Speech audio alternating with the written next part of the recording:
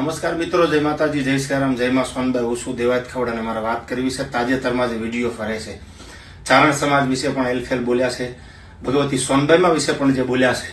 વાત હું વ્યક્તિગત કરું છું, કોઈ સમાજની નહીં.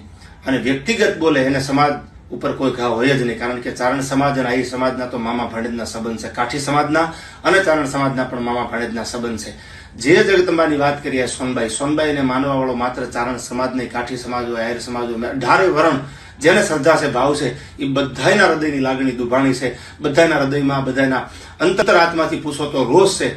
ત્યારે હું આ તકે એટલું કહીશ કે આ ન બોલવાના જે શબ્દો બોલ્યા છે એના માટે કાયદાકીય કે જે સમાજના આગેવાનો નિર્ણય લે એની સાથે અમે છીએ. આ વસ્તુ ક્યારેય પણ ન બનવી પડે, કારણ કે જગદંબાઈ આસ્થાનું પ્રતીક છે અને માં 9 લાખ લોબડિયાળી ચારણ જગદંબાઈ બધા સમાજના કુળમાં કુળદેવી થઈને પૂજાય છે. એટલે આ વાતનો ખૂબ રોષ છે, ખૂબ દુઃખ છે અને આને મેં વખોડી